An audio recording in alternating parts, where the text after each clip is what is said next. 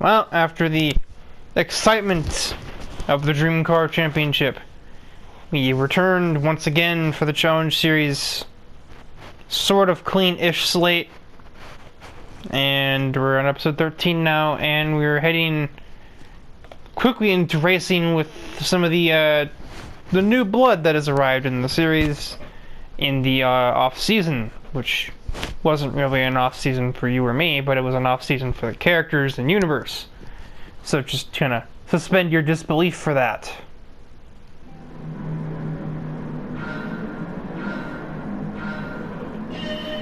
We're here for the first race of the episode, and we're starting things off with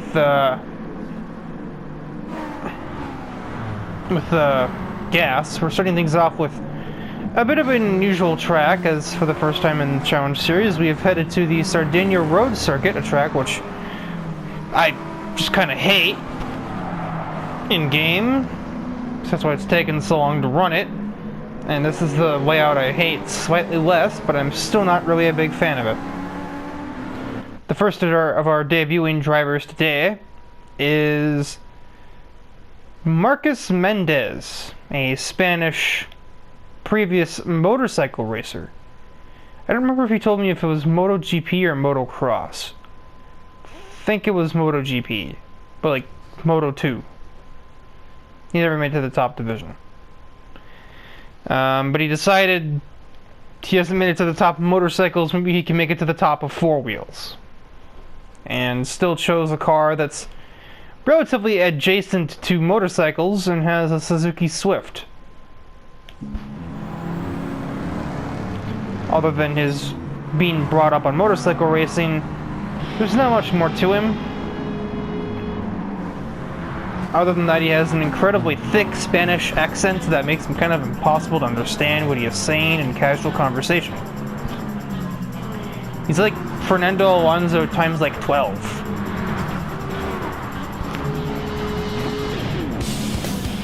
Okay, so this is, I believe, the Sardinia Road B layout. There's apparently a C layout, which I didn't even know existed until I was setting up this race, if I must be honest. Honest to God, the Hot Hatch Cup could exist. Day one, the Hot Hatch Cup could never work, but honestly now, there's a lot of Hot Hatches running around. You scroll through the grid. We've got 1, 2, 3, 4, 5, 6, 7, 8, and yeah, at least 8. There's more that aren't in this race. Shoji's EK Civic, Linz, Taylor Linz, Albarth 500. Gonna have a 10-car grid.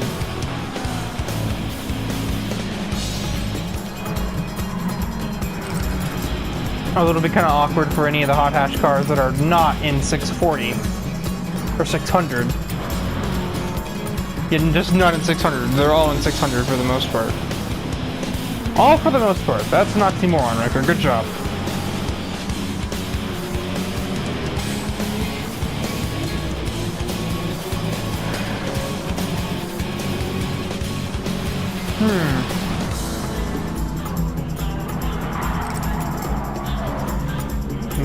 Mendez is already up to 7th. Could not command a full grid, surprisingly, considering we just had an off-season, and you'd think people would be desperate to get back to the circuit, but then again, there aren't really a whole lot of 600 cars. Most drivers probably just saving themselves for races in a higher class. The ones that aren't, I don't know.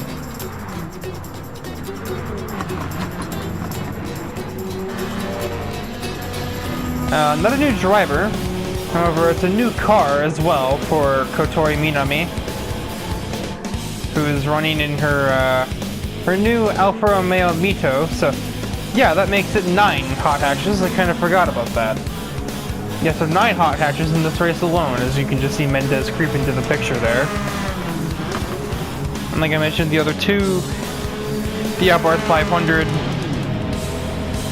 and the EK9 Civic, also in this category. as they're 3 wide down the main drag. And Mendez will out-drag the pair of the idols there. Scott Webber will also try the same. He gets ahead of the Alfa Romeo, but Nico sort of blocks him off a tiny bit. Or does she? Never mind. He just absolutely played her like a piano. Mendez takes that second corner really odd. And that definitely isn't just because I just don't know what I'm doing at this track. Don't put that idea in your head. I don't know what you're talking about. Late apexes. This track is shaped like a dysfunctional combination of Portimao, Algarve. Same thing. It's like a dysfunctional cross between Algarve and Barcelona. So like with all these sharp corners, it also seems like it's a little bit of like a street circuit.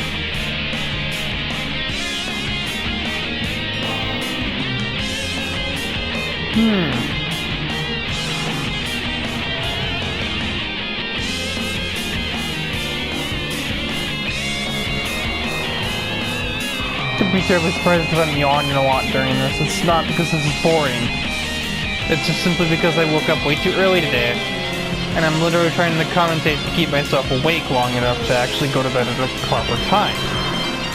So I go to bed now. As I record this, it's like a little bit after 9:30. I will not be sleeping late enough. And I'll wake up at like 3 a.m. and I'll be questioning my life choices.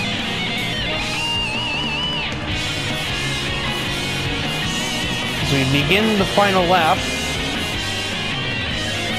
Marcus Mendez getting a decent lead over Scott Webber in P2.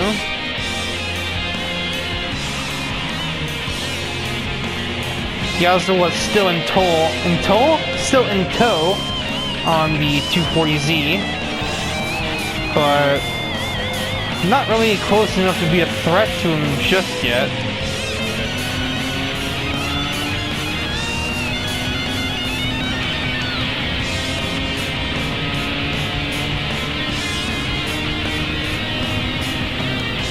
I think it seems the 240's got better speed in a straight line. There aren't a ton of straights here, but there are just enough for it to matter.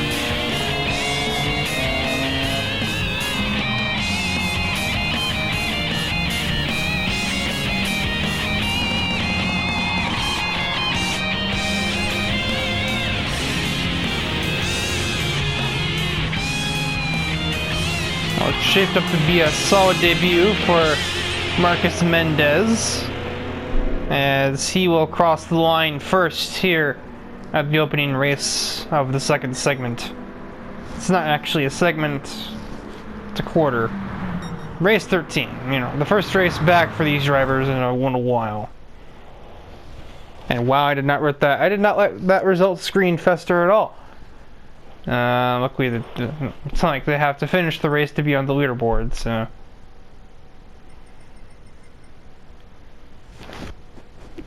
And despite all this talk about all of the hot hatches, not many of them really did all that well. Unless your name is, you know, Marcus Mendez, or apparently Sayori and Kotori did okay. But in Kotori's case, I think that was mostly down to the starting grid, where I believe she started second or third, so that probably helped her a lot. Anyway, now let's advance to the second race.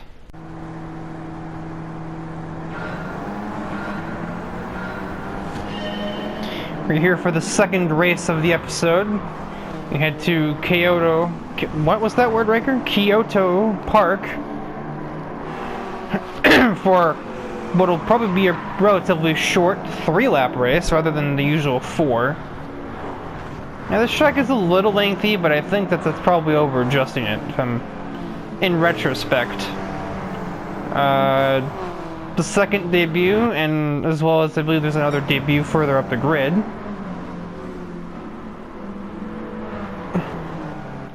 But here's the first debut. Jingwei Zhou, or Zhou Jingwei, or however the honorifics, you know, however she wants, because I know Chinese have a thing kind of like that.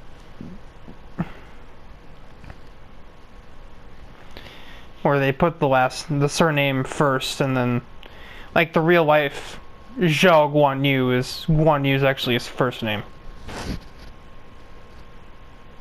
And same even applies for the current Chinese driver. Gan Yu is the last name. It's Lin Chi Gan Yu, but... Or no. It's printed last. It's not actually her last name. That's her first name. So it should be Gan Yu Lin Chi, but it's now Lin Chi Gan Yu. Because it's Chinese honorifics. But Zhou Jingwei, Jingwei Zhou, etc., etc. Her entire thing going on is that she is basically just an activist for pretty much anything that you can be active about. Human rights, LGBTQ rights, animal rights, civil rights, lefts and rights. It just doesn't seem to matter. If it's something that you can make a case for, she's probably making a case for it. She could be a lawyer at that point. And you can see this is pretty well demonstrated with her title sponsor on the cars, the World Wildlife Foundation.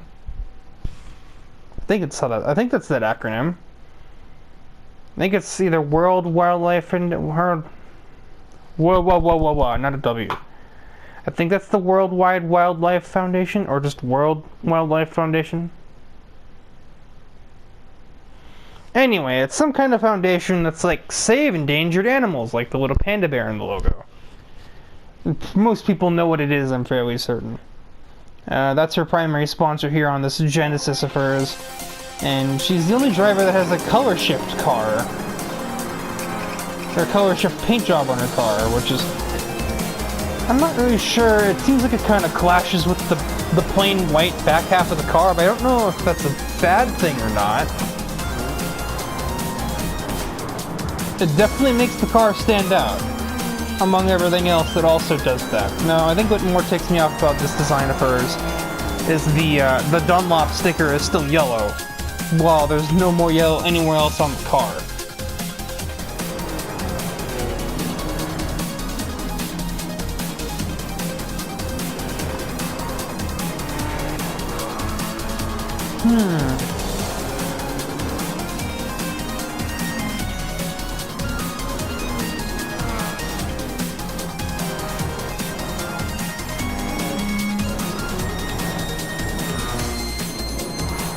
Okay, so no, the only debuting driver in this race is Jingwei. In this Hyundai, there's nothing else in this one.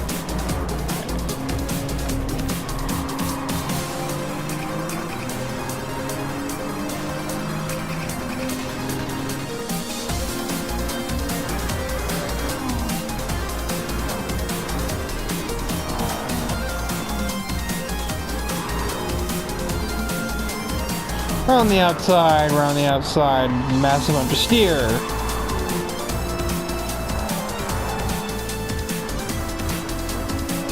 All these like dynamic shots. Actually, is that dynamic? That's kind of more static than anything. That's like the kind of, well, that's like real life photographers just staying in one place and panning the camera around. That's what it seems like to me more than like an actual camera angle on a trackside camera. Man, this is just some ugly pack racing. It's 5 cars under a blanket, all kind of caught in a train made by Kogasa. Just like the Dream Car Championship, Kogasa seems to be very good at just making race car trains and making it so that nobody can go ahead of her.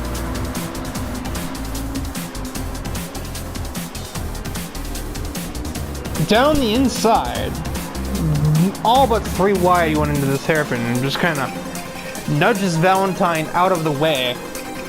But she out-drags Kogasa on the exit of said hairpin, and now Zhou is the leader, and we're not even done with lap 2.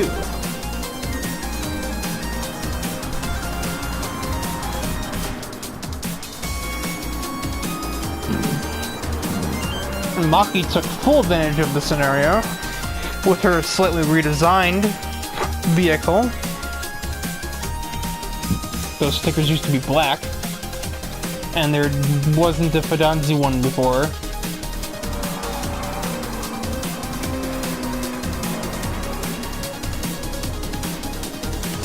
Yeah, Geethy hasn't figured it out. All of Maki's cars are branded that way now.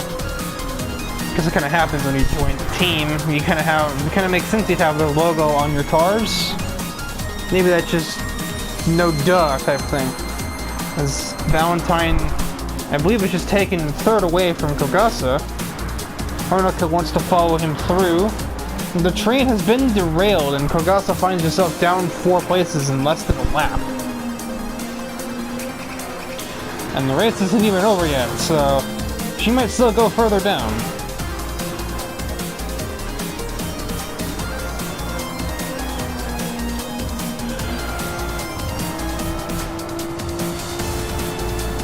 Valentine got Maki through the long left there.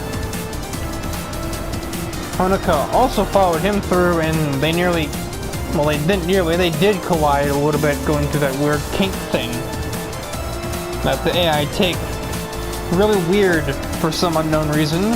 Though I know the reason, it's because the AI are badly programmed.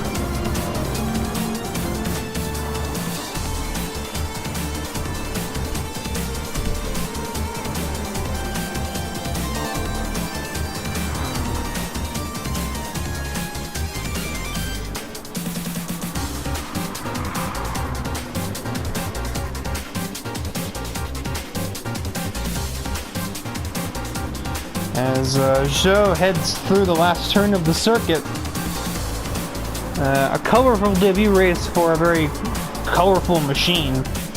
This thing literally looks like it walked in from Need for Speed Underground. Jingwei Zhou will take the W at Kyoto Driving Park. Axel Valentine and Honoka Kosaka finished the podium, and I didn't leave the results screen to last or stand that long here either.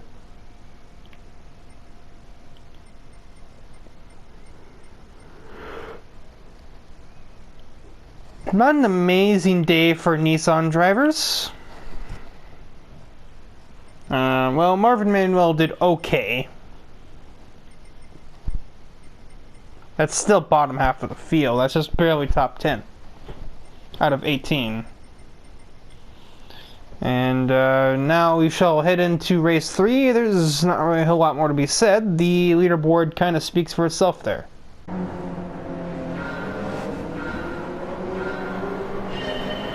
We are here in the third race of the episode, and there's a very interesting driver and very interesting car debuting in this one. This is obviously the 675 category race of the evening.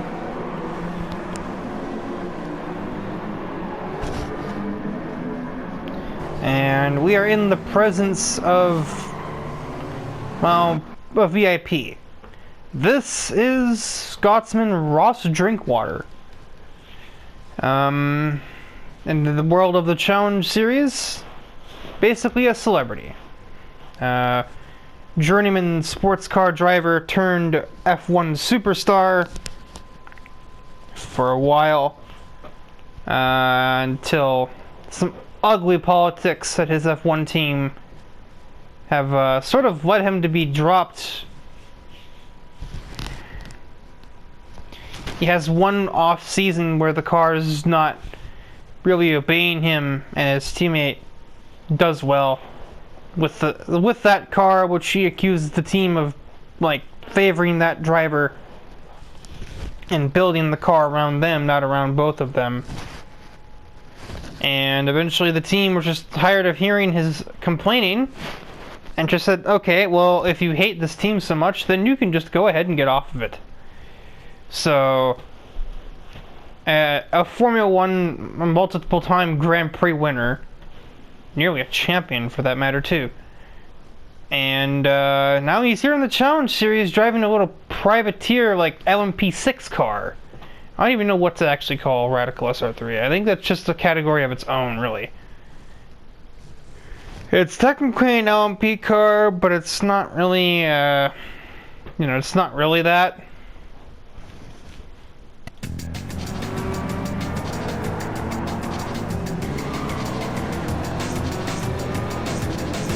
and it sports a very oddly familiar looking livery on. Can't quite place the thing, but a yellow flag.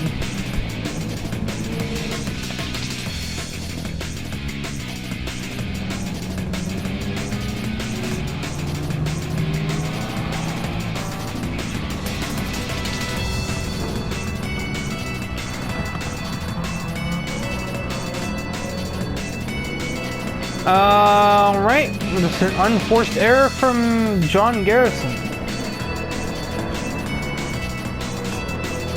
He had a similar looking spin in his previous appearance. He just gassed up too much. A bit of a sketchy rejoin to the circuit, and he's had it in other moments. That C2 Corvette's not really getting along with him. I know he prefers slightly newer Corvettes. And Drinkwater looks to take full advantage of all of that madness, and he will. He's on the inside of the C2 Corvette, and said Corvette gets loose again. Now Kira is around.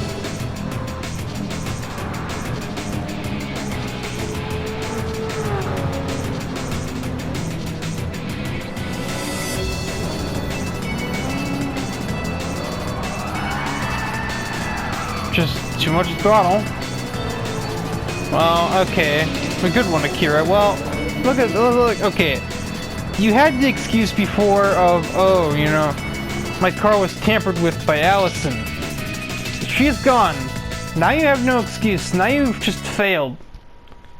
Here's the other debuting driver of the race. The Singaporean Joe Moore. The, well, Ross Drinkwater is considered the Rainmaster, at least the spiritual successor to as such. He's the current day Rainmaster. However, it doesn't seem like there's any rain in the forecast, so we will not be able to make use of that title here. Joe Moore is almost matching him in that regard, due to living in Singapore, where the weather is always a nightmare. And on top of that, he also considers himself the ultimate journeyman driver. He's raced in, I think he said 9 different racing series, and has been racing for quite a while. I don't remember the exact number he said, but somewhere in the double digits, I remember that much, of just racing. Not necessarily super well, but certainly racing. His Dodge Challenger, as he seizes the Dodge Challenger opening after Carnage has been hauled off to jail, Monopoly style. Do not collect 200 go. Wow! Do not pass go, do not collect your salary. Go directly to the end of the go directly to the exit of the series, Allison. And clear writing to advance directly to a dictionary. What the heck was I just saying? Oh, there's also, how could I forget you? These are my own drivers, and I'm just forgetting them.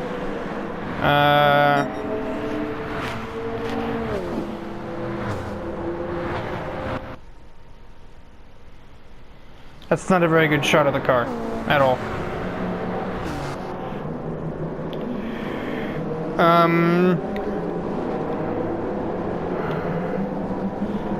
Turn it. Give me a close-up. Fine, I'll do it myself. Kevin Bagstrom. A Swedish driver who usually prefers to run BMWs like this E46. That is not an E46, you absolute fool. I think it's an E60. Or is it an E92? I don't remember the code names. There's too many BMWs. They're all the damn same to me. Anyway, this thing, this car, it's not the E46. It's not the cool one. That's at the top of the screen.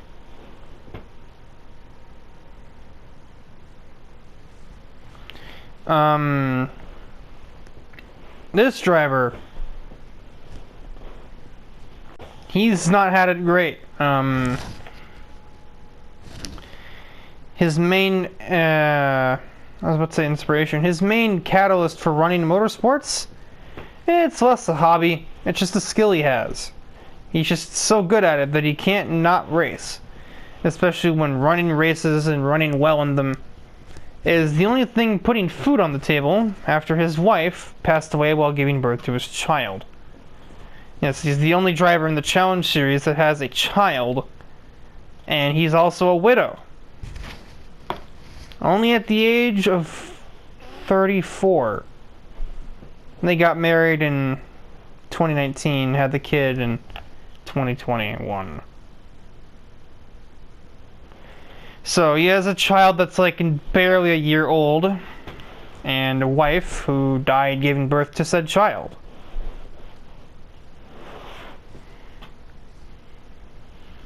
It's not been great. So he races, part of it's a distraction tactic from the bullcrap that's been his life the last 5 years. I mean, he's got the kid that's, you know, great, but also lost the wife, and, you know, that tends to have an effect on a person, I suppose. So he's also using it as sort of a coping mechanism as much as he's using it as a salary.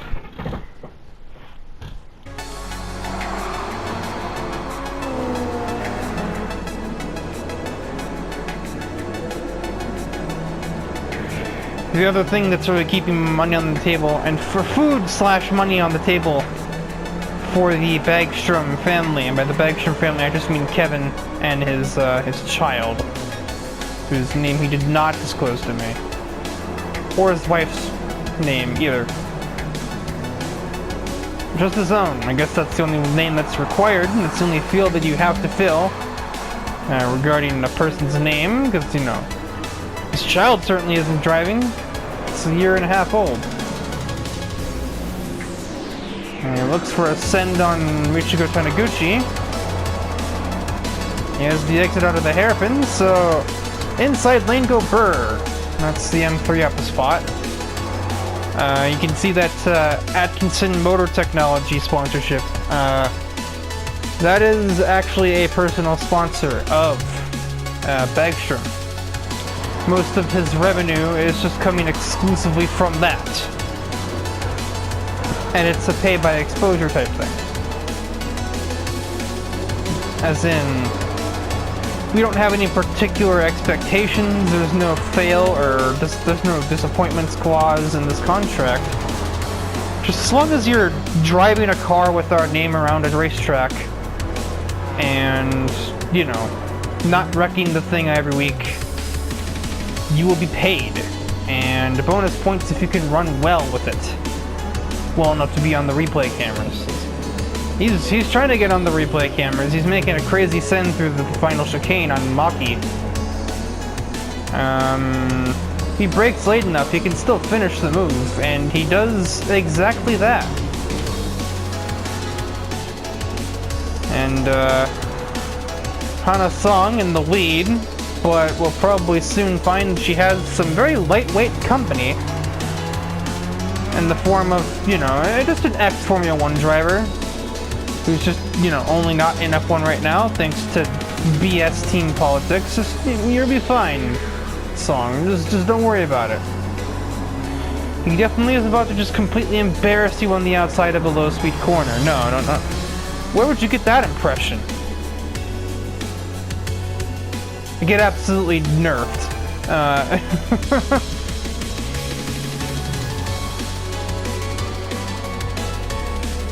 It's nerf or nothing, Diva.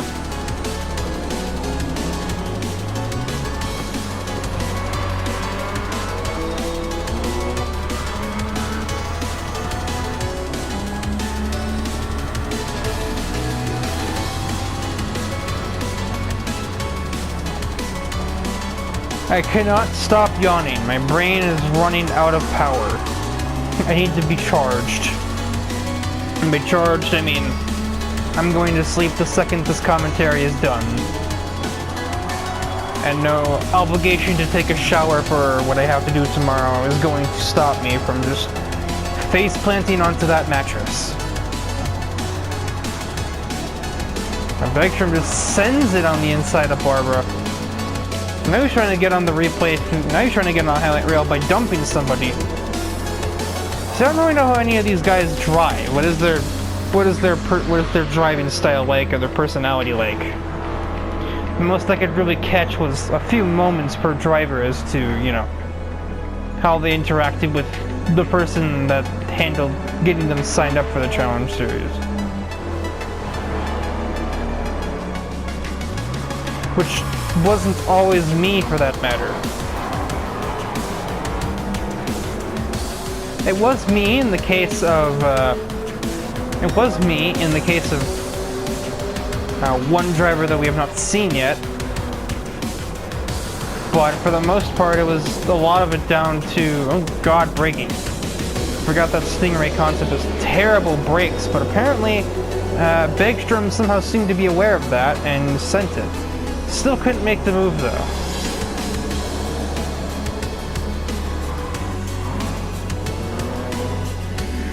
It is the Natsuki Narashi train. As Taniguchi is right on her diffuser, but doesn't quite have the horsepower to try and find a solution. And by solution, I just mean a pass.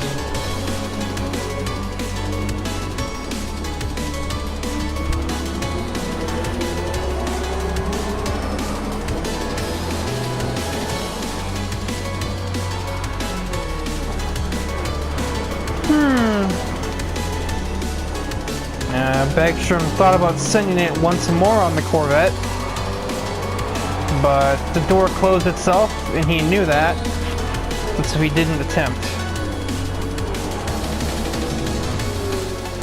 Yeah, so there's one person that I know coming later who I know what he's like, and I know how he's going to drive his vehicle. A lot of the Europeans that joined in this particular segment, Gina handled pretty much all of those. She handled Drinkwater, she handled Vegstrom, she handled Mendez, and then Nitori handled the folks from Asian descent. So Jingwei Zhao and Joe Moore. And Drinkwater, probably to be expected by somebody who nearly won a Formula 1 championship, has dusted the field quite handily. Diva did well to even stay on the same straightaway as Drinkwater. And we didn't even have the rain in the race. Because he didn't need it.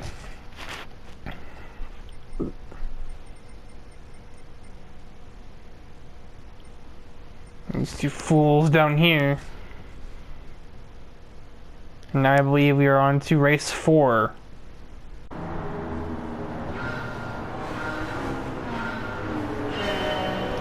We're here for the 4th race of the episode, and we head to an increasingly familiar site here in the Challenge Series, Interlagos, as, well, we're getting a full demonstration of just what the tendencies of this new vehicle are. Not pleasant ones.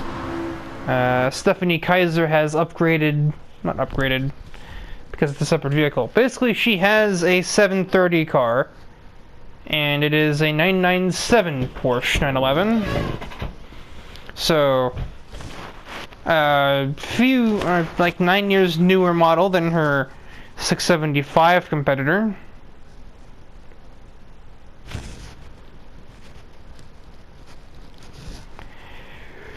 And obviously twice as unstable. It's going to be doing, looks like it's going to be doing some glorified Beetle things throughout the course of this event.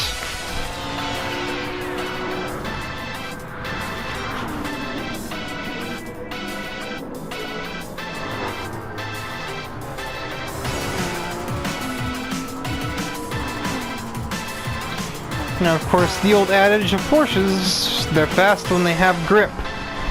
But it's sometimes not easy to tell where the grip ends and the oversteer begins.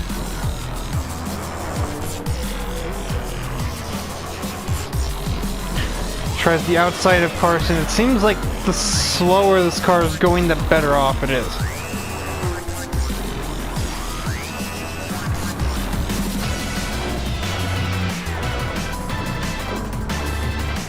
Manages to successfully get down the inside of the other Porsche car on hand, Travis Wilde's 911 GT1. This is obviously the 730 category event. If you somehow couldn't guess based on context clues that we'd already had races in the other three categories, so surely we must do this one as well. Then congratulations.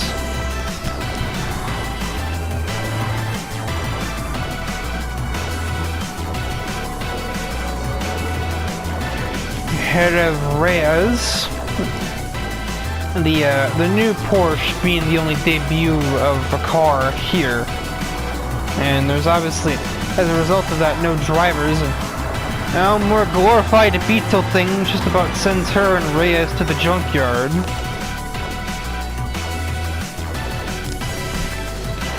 Not a whole lot of confidence on corner exit, but certainly a lot of confidence under the brakes.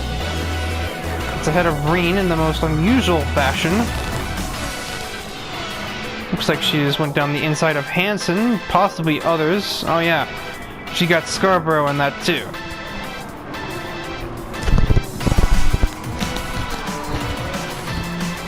Oh, I'm dumb. There's another Porsche. LEISA is in the Carrera GT. My brain just keeps thinking that the car just doesn't exist. That car is simply an illusion. There is no Porsche Carrera. It has been a 918 Spider all along.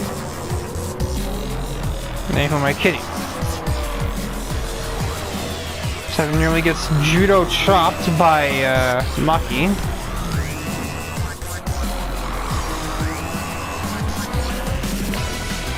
Basically grabs 3 positions in just 2 turns. On Tyler, Maki, and Thomas, pretty much all at the same time.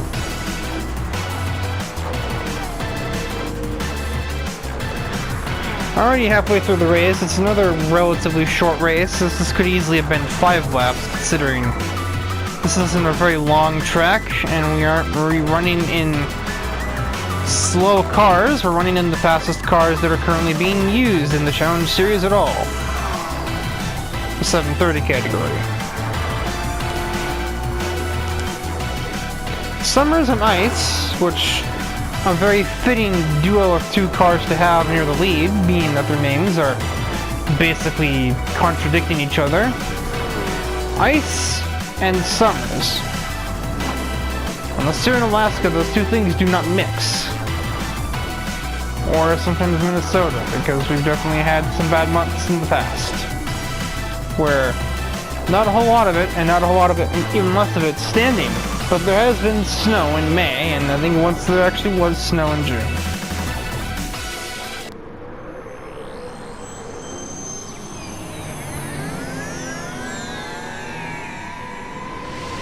What was I talking about that again? My brain is beginning to shut down. I'm just talking about random crap now.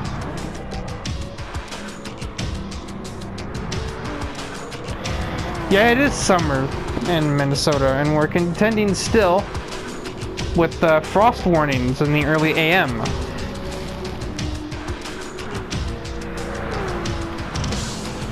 Well, I was busy rambling for the 750th time about how cold Minnesota is. Stephanie got ahead of June Summers in her Aston Martin, and now her final challenge lies ahead of her, Brian Ice, a driver that I know she is more than familiar with, which should hypothetically mean she's also more than prepared to be, more than knows how to deal with passing him, hypothetically speaking. She's trying the outside of 4, runs wide. I think she was probably paranoid Brian Ice was going to force her off, but he didn't do so. He has the advantage going through Sector 2. Stephanie tries late braking. That's where the contact begins. Ice, probably aware of the shortcomings of a Porsche, tried to tag her in the rear end, and the sudden turn to non-consensual Beetle things. or non-consensual Porsche things. Glorified Beetle, not just any Beetle. Another corner around the outside of the Diablo.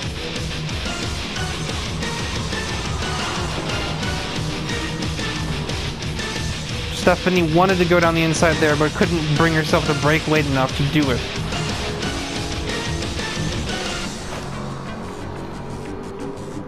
I think the Diablo will have a pace advantage on the straightaways. Especially when Stephanie gets a huge Porsche moment. And so Brian Ice is going to grab the victory, not by much, here at round 4. Gene Summers finishes off the podium, and nobody else technically finished, even though they obviously did. Reigning champion of this category, what the heck? Reigning champion of this category results in 5th place.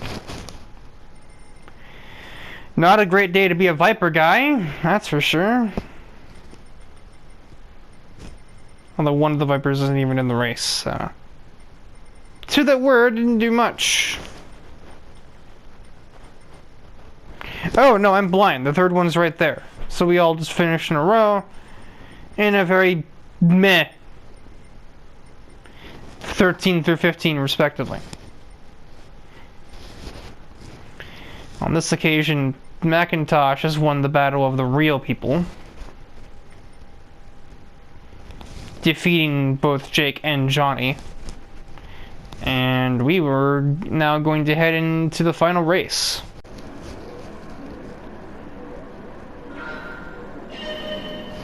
Good lights! There's 3 of them, normally. We're on our way through the potluck events of the episode. We're here at Daytona, and we are looking at the last of the debuting drivers in this episode, as this race features all of the debuting drivers of this episode. Ross Drinkwater, who started on the front row, I believe.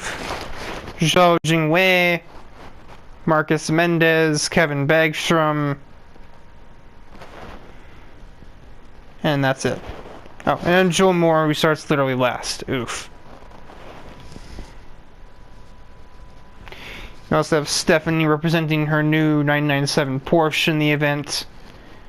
The only thing that's really missing is Kotori's 600 Alfa Romeo Mito. That's it. And the last piece of the puzzle as far as debuting vehicles is this big truck, this Toyota Tundra with a very America livery. It is Martin Simpson, who is a friend of Joe Moore, as I don't know how they met. I haven't exactly pried for it, but they are friends. I hopefully learn more about Simpson later. The most that I know about him is that he actually comes from a dirt racing short track background. Things like Eldora, I don't know, from Tyler here. He would know dirt ovals better than me. Eldora is like the main one that I know. That's like a full-time dirt track. I think it's like Granite City Speedway around here somewhere. Around where I live. Yeah, things like dirt late models, sprint cars, legends cars, and the occasional, like, truck. And, you know, not always racing either. Sometimes he's very much the typical Southern North America, or Southern U.S. citizen who likes country music. He's the NASCAR stereotype. Dirt racing, country music, cold beer, hot women, yeehaw, rodeos, horses, God's country, something other. And he drives a truck that's technically from a Japanese company. Manufactured in America, but technically from a Japanese company. So, with that in mind, let's continue.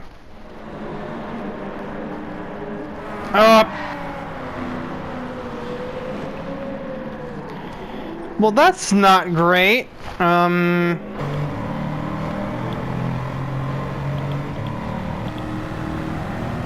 The hell was that?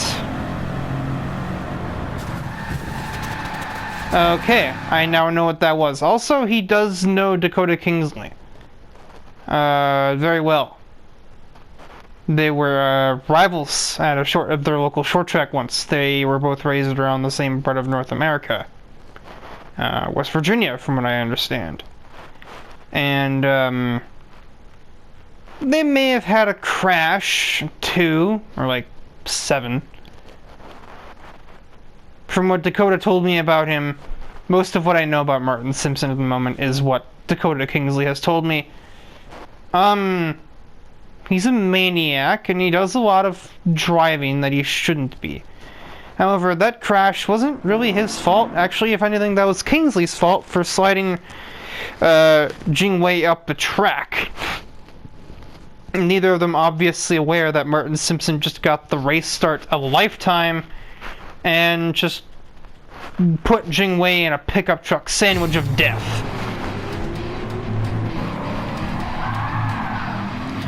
Now there's that dirt track racing right there.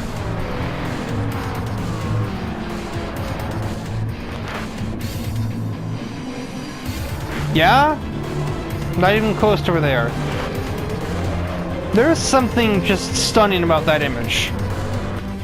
Like, look at that. We have a Dodge Viper, a Peugeot hatchback, a BMW, a Porsche, a Ferrari, and then a Toyota Tundra. A truck following a Peugeot 208 and like 4 world-class sports cars.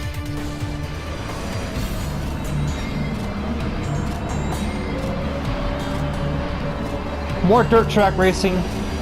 Yeah, I'm beginning to see now what Dakota means. He's pushing this car like he's not about to have to pay for the repair bills if he trashes the thing. Do you not have 4-wheel drive, my guy? Exit the corner like a normal person, please. I've heard of wrestling the car, but this isn't wrestling. This is just... I mean, this is exactly wrestling. He's just trying to manhandle the thing. He thinks he's on a dirt track. He's not. This is the Daytona Road Course. This is very much tarmac. And you are very much driving it like a maniac. This is the guy manuscripts foretold. Excuse me? Come on. Have fun with that snap oversteer from your pickup truck.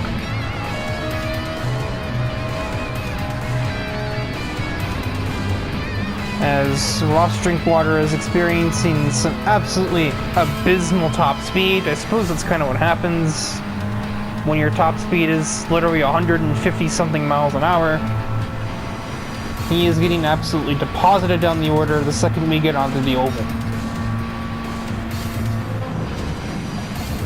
And Simpson goes for a space that closes for the second time, except this time I think he probably should have realized that was going to close. Not more dirt track.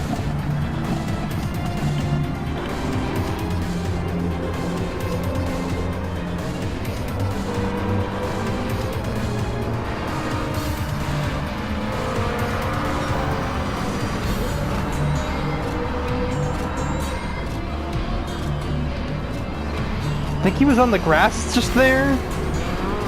This guy scares me. I've only known him for about 2 laps, and already he makes me feel like I'm going to die. There's more snapping for the all-wheel drive pickup truck. I know there's a top heaviness factor here, but that's not really what's all at play here. I know that it is more than that. He's just accelerating like a maniac. He's just literally stomping on it.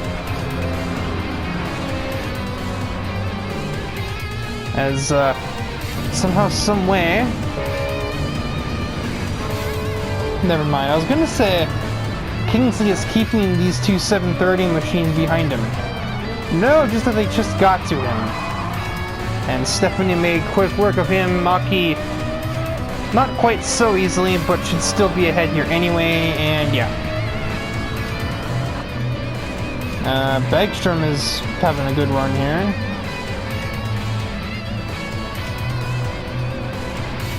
And get his moneymaker on the screen for him, do him that favor.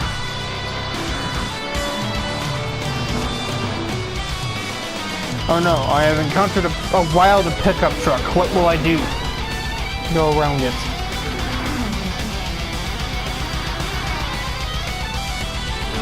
As Rock Drinkwater continues to drop like a rock, he's got a 675 car, but it has the power output of something that belongs in 600.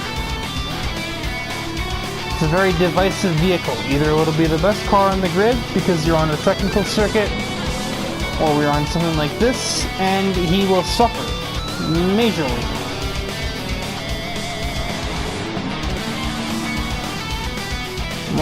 More short track, dirt track, short dirt stuff. More maniacal driving. Another manic Monday for Martin Simpson.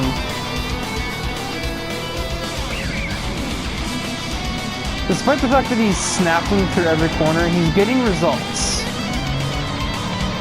Because he has just passed Gemini for P2. Gemini drives into the wall for some odd reason. Not really sure why. He wasn't put there.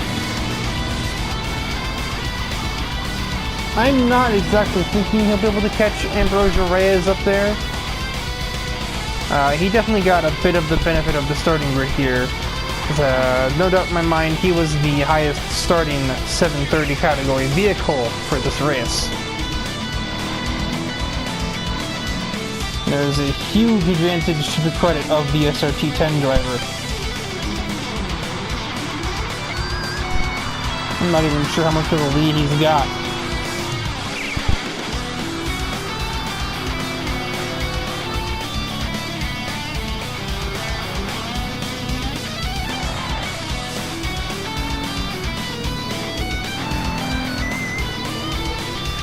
Yeah, after 10-second lead, Reyes has got a little bit of breathing room, I would say. Especially when he's in the higher category vehicle when compared to this truck. And this truck is tail spinning out of every single corner on... I was about to say every single circuit on the corner. Nope. Well, there's a pretty good representation right there. Top of the screen is the leader. Second is the bottom of the screen. Well, now I'm the bottom of the screen. You know what I meant. Oh my god! Hold it. I guess sometimes dirt track knowledge helps. Even when you're not on dirt, you know how to save a car.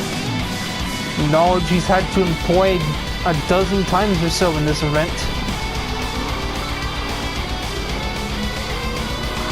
Slowly but surely, Kevin Begstrom is beginning to submit to the 730 machines in the event, but he seems to be just kind of following Maki through the grid, or through the field, and that's allowing him to get passes on other cars along the way. As in, he may be able to use the fact that Maki just passed Gemini to do the same exact thing.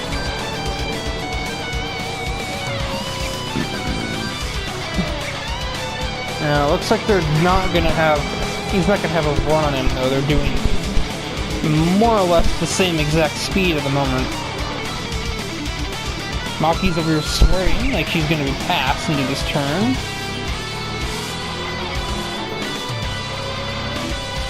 Now Begstrom can just sniff the position. He's about to leave some paint on Gemini's bumper. He couldn't be a whole lot closer to that car. But a botched shift from the M3 driver, and Gemini will be safe for now.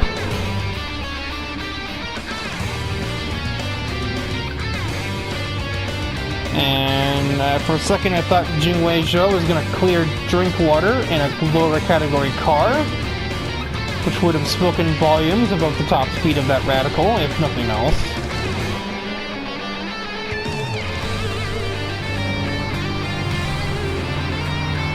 Instead, Joe Moore will just use Ross as a pick and get ahead of Jingwei.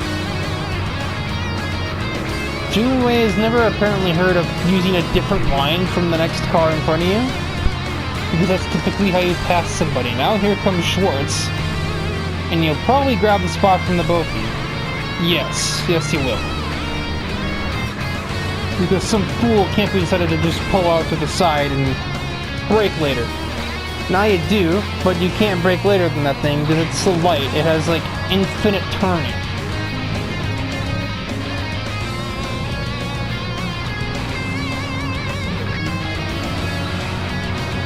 His baggage trim is still all over Gemini. His sort of driving body language tells me he's getting a little bit desperate to make this pass. But, I mean, first he needs to make the shift before he can make the overtake.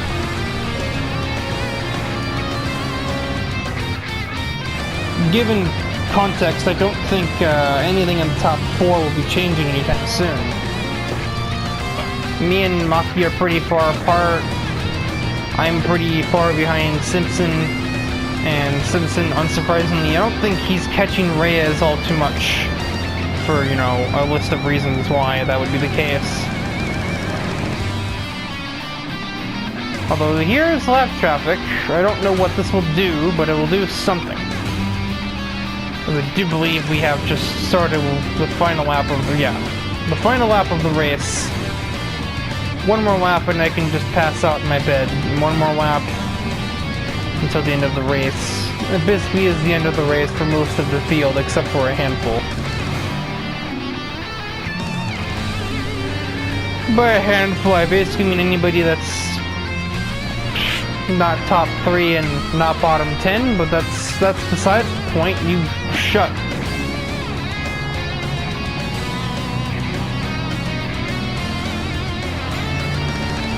I think Reyes may have gotten complacent with his big lead as Simpson is pretty close to him. I don't think anything can come of it because it's still a couple seconds ahead. And we're on the last turn, but that green sector speaks for itself. Simpson is giving it 120% to try and get up to that Viper, but I think he's biting off more than he could chew with that ambition.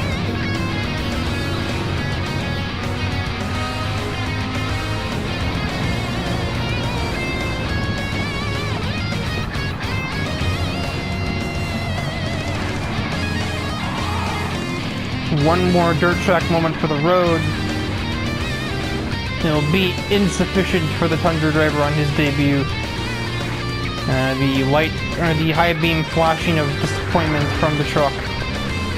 As Ambrosio Reyes, in technically his first non-championship race, will take the win at the Daytona Potluck event to cap off the 13th episode. Simpson does grab the podium in his debut, and he shares it with 2 cars that were technically in a higher category than himself. Sure enough, this time I let the post-race screen play for a really long time, so there we go. I'm just like awkwardly sitting here waiting for it to end. And you can now, there's the rest of the results. You had 4 600 category cars. Only 3 640 category cars.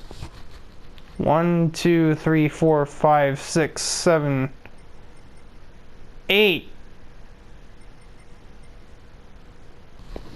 I skip 8 or 9. 675s makes sense. Biggest category.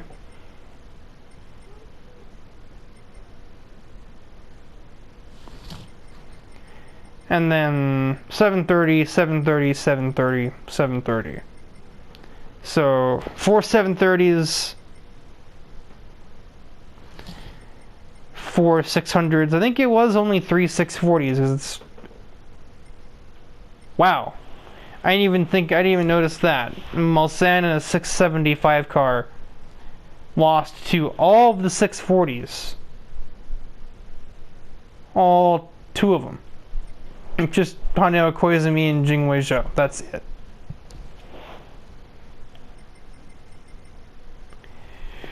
It's a very weird, jumbled up finishing order. I mean, you'd think the potluck is kind of engineered for that, but even still, usually the AI kind of shuffle themselves out to where they would be in their class. Not today.